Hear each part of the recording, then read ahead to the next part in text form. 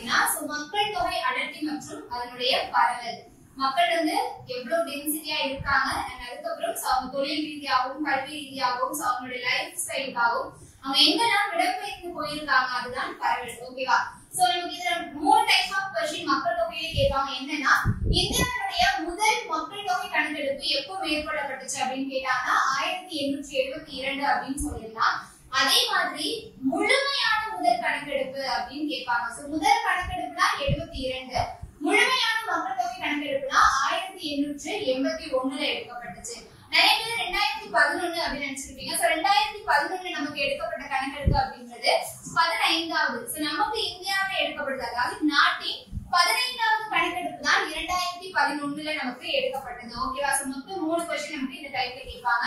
Next பாத்தீங்கன்னா மக்கள் தொகை பாப்புலேஷன் அப்படின்ற வேர்ட் எதுல இருந்து வந்துச்சு அப்படின்னா லத்தீன் சொல்ல இருந்து தான் நமக்கு வந்துச்சு. சோ லத்தீன் சொல்ல இருந்து வந்ததுதான் பாப்புலர். சோ பாப்புலஸ் அப்படின்னா என்ன?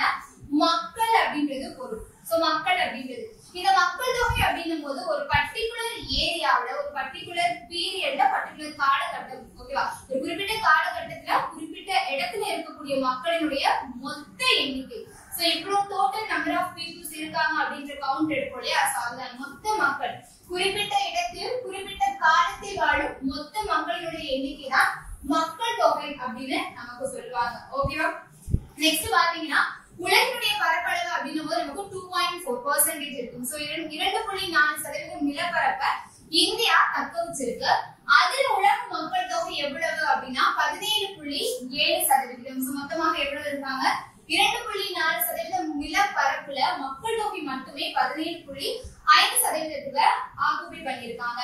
அதே மாதிரி சீனாவுக்கு அடுத்தபடியாக நம்மளுடைய இந்தியா தான் உலகின் அதிக மக்கள் தொகை கொண்ட 2வது நாடாக இருக்கு. சோ சீனாவுக்கு அடுத்து உலகின் 2வது அதிக மக்கள் தொகை கொண்ட நாடு அப்படின்ற क्वेश्चन கேட்டாங்கன்னா இந்தியா அப்படின்றது நீங்க சொல்லலாம். சோ மக்கள் தொகை அப்படின்னும் போது ஓவராலா இதுதான். இதுக்கப்புறம் தான் மக்கள் தொகை அப்படின்னும் போது அவங்க வாழக்கூடிய வாழ்க்கைக்கு தேவையான காரணிகள், அது நன்மைகளாகவும் இருக்கலாம் தீமைகளாகவும் இருக்கலாம். ஒவ்வொரு நில தோற்றத்தை பொறுத்து மக்கள் தொகை எப்படி வாழ்வாங்க, சரி போக்குவரத்து அதிகமாக இடத்துல எப்படி வாழ்வாங்க, போக்குவரத்து கம்மியான இடத்துல எப்படி வாழ்வாங்க, கிராமங்கள்ல இருந்து நகரங்களுக்கு எந்த ஒரு நோக்கத்தோட இடம் பெறுவாங்க, அதெல்லாம் நம்ம இனிமேல் பார்க்கலாம். ஓகேவா?